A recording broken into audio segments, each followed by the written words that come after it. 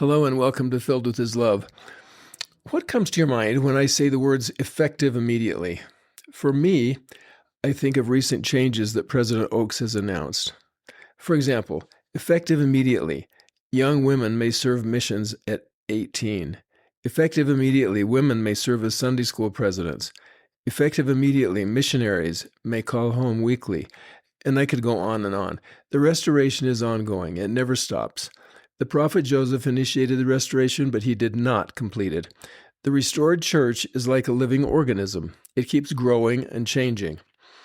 On March 30th, the following announcement was made. Quote, beginning September 6, 2026, the alternating second-hour schedule will be replaced. Sunday school, Relief Society, Elders Quorum, Young Women, and Aaronic Priesthood Quorum meetings will be held each week, with sacrament meeting remaining 60 minutes, Sunday school 25 minutes, quorum class meetings 25 minutes, and primary continuing every Sunday for 55 minutes. End quote. I've been interested to hear members react to this change. One said, I can't believe they've shortened the class time to 25 minutes. It's impossible to teach a good lesson in 25 minutes. That's just too short. Another said, wow, this will be so much better. 50 minutes for a lesson is just too long. Lolly and I have noticed that with those we've talked to, some older members are not looking forward to the shorter times, while younger members are excited about the change. Lolly and I teach in primary, so we will experience no change at all. The class time has always been 25 minutes. Watching change in the church is fascinating for me. Consider the new Sunday meeting schedule. Every time a change is made in Salt Lake, it means we have to make changes as members. Young women who were 18 at the time of the mission age change had to decide, do I go on a mission now or wait?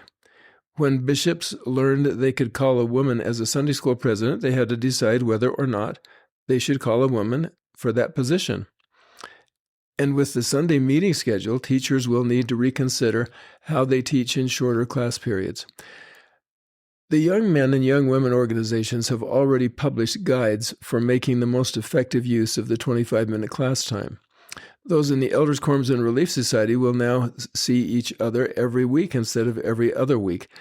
And we will meet in Sunday school every week, so class time will align with Come Follow Me on a weekly basis. Lots of implications for the new schedule. A Japanese scholar, Okakura, once said, the art of life lies in a constant readjustment to our surroundings. Let me say that again. The art of life lies in a constant readjustment to our surroundings. I like this thought. It is an apt quote for how we deal with change in the restored church. I could adapt his quote to our specific situation. The art of living during the restoration lies in a constant readjustment to new revelation. I also like how he used the word readjustment. You might remember that each time President Nelson announced a new change, he called them adjustments. I don't think this was by accident. An adjustment means a refinement. A change often infers replacement of something or reversal in direction. Some think of ministering as a replacement for home teaching, but it really was an adjustment. The Sunday schedule could appear to some as a complete replacement, but it is again simply an adjustment. And that means, as Okakura said, that we need to adjust to our new surroundings. The church makes adjustments, and then we adjust our conduct to the new reality. A change can feel like abandoning the past. An adjustment feels like improving alignment with eternal truth. The early saints were asked constantly to readjust to their new surroundings. I'm sure there were many who thought they would always stay in Kirtland after they had sacrificed so much to build that temple. I'm also certain that many thought they would stay in Nauvoo for the rest of their lives. They gave everything they had to build that temple, and then they were run out of town, and the temple was totally destroyed by arsonists, tornado, and gradual deterioration. So much change. So much uncertainty about the future, and yet the majority of members embraced the changes and readjusted to their surroundings. The changes we experience today in the church seem so small when compared to those the early saints had to endure. Now, for a personal note, Lolly and I live very close to the Provo Rock Canyon Temple that is now under construction.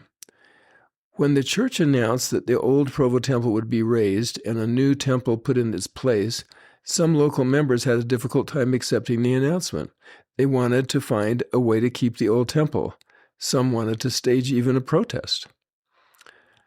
One evening, when I was serving on my shift as a sealer, the temple presidency came to our meeting and announced that once construction began on the new Rock Canyon Temple, temple workers in the Provo Temple would not be able to serve as workers until the new temple had been completed.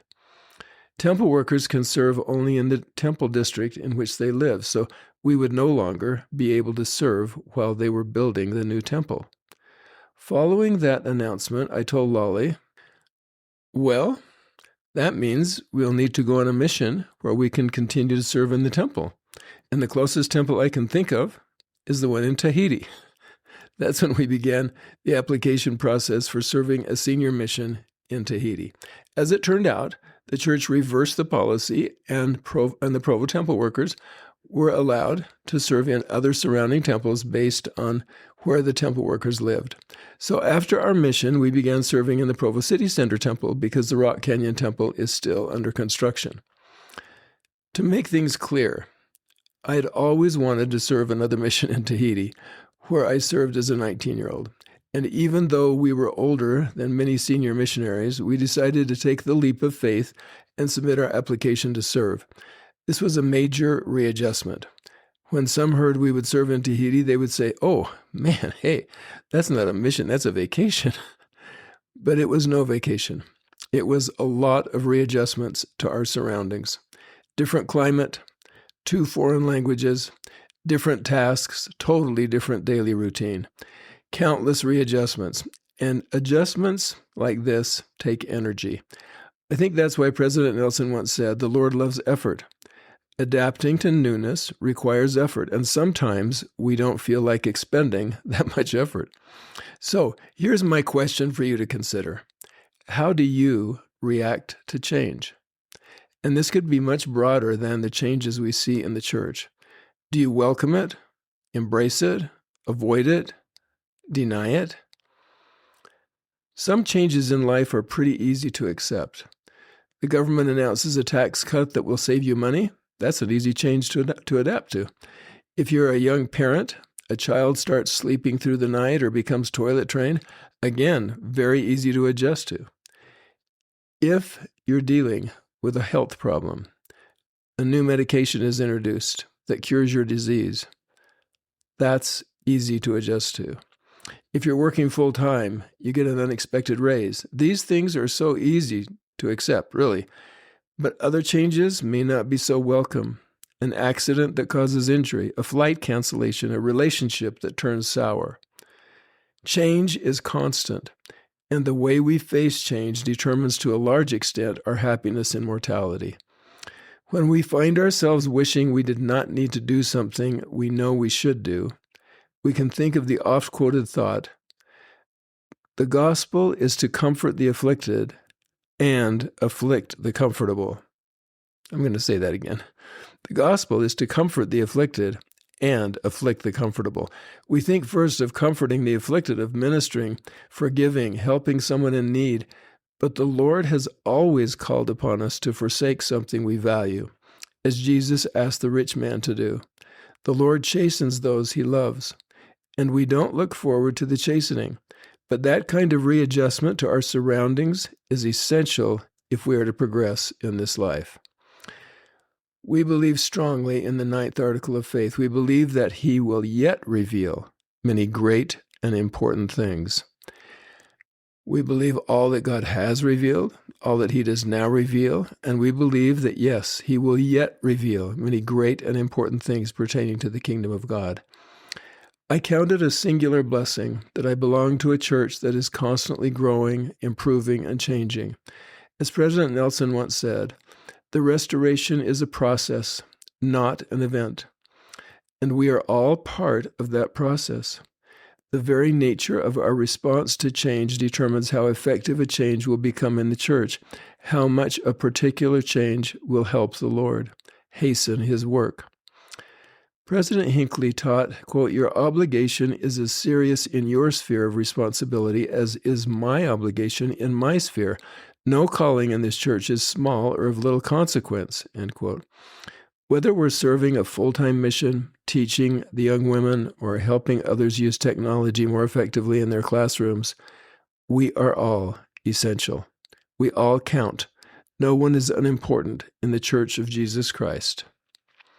So, the next time we read an announcement that says, "effective immediately," I hope we treat it with what it is, inspiration from heaven that will strengthen the kingdom of God here on the earth.